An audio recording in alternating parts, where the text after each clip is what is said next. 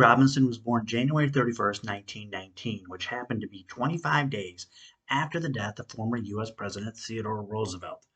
As a result, Jackie's mom named her son Jack Roosevelt Robinson. Later, Jackie would support Republican candidates for president, which would have made Teddy say bully for sure. In 1939, Jackie Robinson enrolled at UCLA, where he made the football team that fall as a halfback. The team went undefeated.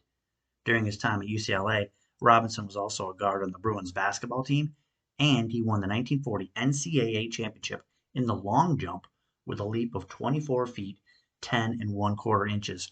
Oh, and he also played baseball. Jackie is still the only athlete in the history of UCLA to earn a varsity letter in 4 sports. Robinson was drafted into the U.S. Army in 1942. A few years later, an incident nearly cost him his military career. On July 6, 1944, Robinson boarded an Army bus with a fellow officer's wife. Although the Army had commissioned that bus as desegregated, the bus driver ordered Robinson to move to the back of the bus. Jackie refused. The driver backed down, but after reaching the end of the line, summoned the military police who took Robinson into custody. An officer later recommended that Robinson be court-martialed over the incident. After Robinson's commander in the 761st refused to authorize the legal action, Robinson was summarily transferred to the 758th Battalion, where his new commander charged Robinson with multiple offenses. Eventually, Robinson was acquitted by an all-white panel of 9 officers. The incident illustrated Jackie's willingness to stand up for what was right. When Jackie arrived to play for the Brooklyn Dodgers in 1947, he was met with hate by players in the league and even some of his own teammates. But one influential Dodger went out of his way to make Robinson feel welcome. Shortstop Pee Wee Reese, who was from Kentucky, was sickened by the insults and hatred that Jackie had to endure as he broke the color barrier in Major League Baseball.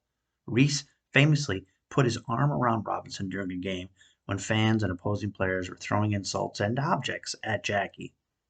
Thanks in part to Reese's courage and leadership, Jackie Robinson became part of the Brooklyn team quicker and earned respect from his teammates. Not many people have a Hollywood movie made about their life, but even fewer get to play the lead role.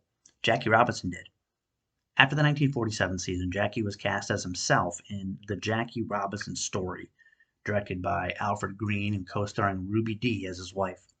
One critic said of the film, "Mr. Robinson, doing that rare thing of playing himself in the picture's leading role, displays a calm assurance and composure that might be envied by many a Hollywood star."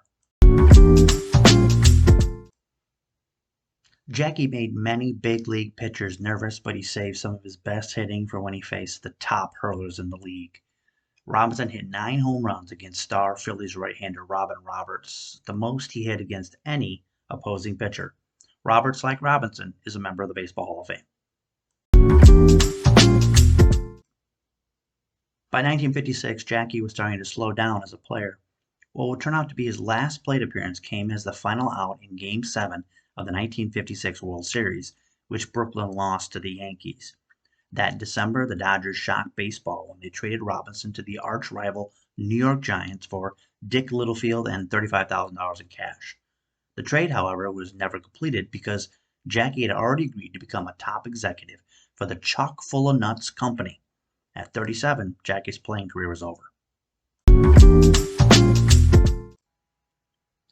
In his first season with Brooklyn in 1947, Jackie brought a dynamic element to the National League. That season, he was named Rookie of the Year when he batted .297, scored 125 runs, and stole the league-best 29 bases. Today, the Rookie of the Year award bears Jackie's name, and the plaque that winners receive features a depiction of Robinson's famous steal of home in the 1955 World Series. A few of the players who have won the Jackie Robinson Rookie of the Year award include Derek Jeter, Ichiro Suzuki, and Bryce Harper.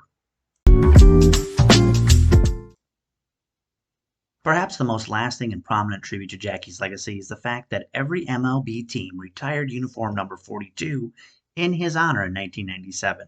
That year marked the 50th anniversary of Robinson's first season with the Dodgers. Each April 15th, which is celebrated as Jackie Robinson Day, Every player wears Jackie's number 42 on their uniform to honor his sacrifice and courage in breaking the color barrier. As a result, Jackie's importance in integrating professional baseball will always be remembered and celebrated. I hope you enjoyed this video about Jackie Robinson, who broke the color barrier in 1947, changing baseball, professional sports, and America forever. Here are the sources and people who made this video possible. If you like these type of videos, please subscribe to the Baseball Egg channel. And if you feel like being kind, share this video with a baseball friend. This is Dan Holmes. See you next time.